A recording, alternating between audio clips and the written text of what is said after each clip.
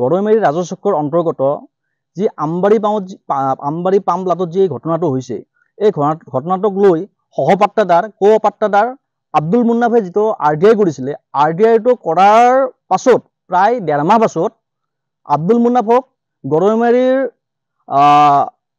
আমবাৰী পামৰ যিজন লাটমণ্ডল আছিলে দিলীপ শৰ্মা, তেখেতে 5 লাখ টকাৰ এটা যি অফাৰ কৰিছে, এই অফাৰটোৱে হৈছে ভয়ানক অফাৰ। কিয়নো এটা RTIৰ অফাৰ 5 লাখ টকা, এটা RTIৰ দাম 5 লাখ টকা। তাৰ মানে কি? তাৰ মানে এটাই কথা আমি ইয়াৰ পৰা বুজি পাইছো যে এই ৰাজচক্ৰটোত, এই গৰৈমাৰী যি ৰাজচক্ৰটোত, এই ৰাজচক্ৰটোত ভয়ানক কেলেংকাৰী হৈছে। এক ভূমাফিয়াৰ, এই মণ্ডলবিলাকে এক ভূমাফিয়াৰ দৰে তেখেতসকলে কাম কাজ আৰম্ভ কৰিবলৈ লৈছে। কিয়নো এটা RTIৰ বিনিময়ত 5 লাখ টকা কেনেকৈ অফাৰ হ'ব পাৰে? নিশ্চয় তাত কেলেংকাৰী হৈছে। আৰু যিজন মানুহ আপোনাৰ ধামাল শেখ আজি 30 বছৰ আগত ঢুকাইছে, আৰু সেই মানুহজনৰ মাটি এটা অন্য মানুহৰ নামত যোৱা 2023 চনত অন্য মানুহৰ নামত অংশীদাৰী নামজাৰি হৈছে। কেনেকৈ হ'ব পাৰিলে? এই ঘটনাবিলাকৰ লগত সম্পূৰ্ণৰূপে SDC জড়িত থাকিব লাগিব, মণ্ডল জড়িত থাকিব লাগিব।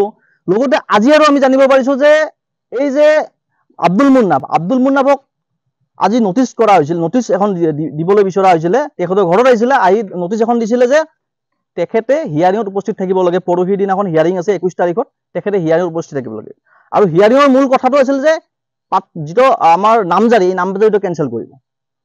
আমি বিচাৰিছো যে এই ঘটনাটো উচিত তদন্ত হ'ব লাগে, কাৰণ গৰৈমাৰী ৰাজচক্ৰত বিভিন্ন ব্যক্তিয়ে এনেকুৱা ধৰণৰ সমস্যাৰ সন্মুখীন হোৱা বুলি আমি ইতিমধ্যে জানিব পাৰিছো। আমাক বিভিন্ন জনে জনাইছে।